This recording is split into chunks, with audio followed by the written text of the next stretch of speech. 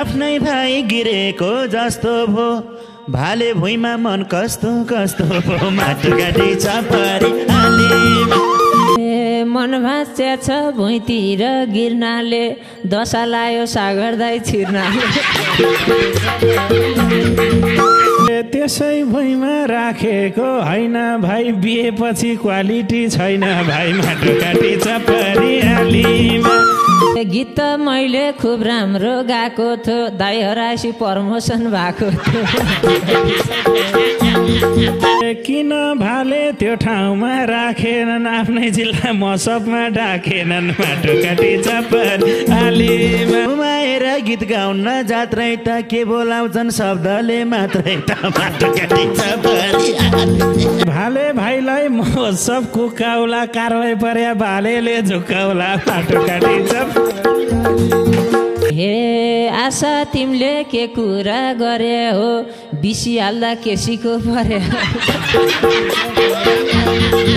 ततै बिसीकै सुर भयो तिमीले केसी लेख्नाले झुर भयो माटो काटी चपरी आलीमा किन गइथ्यौ च्याम्पियन लड्नलाई जितेर नि कोठामै सड्नलाई माटो काटी चपरी आलीमा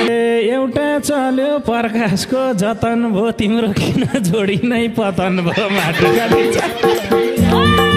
भएको कुरा भनिदिन्छु आजै तिमी धेरै हावा नै छ दर्शकको त सधैँभर साथ छ यहाँ यो हुनुमा तिमुरकै हात छ यहाँ माटो काटी चपरी आलीमा किन यति नबुझ्ने भन्नु भो पत्र गाछ भाइ तिमीलाई भन्दा कहाँ छ भन्नु भो माटो काटी चपरी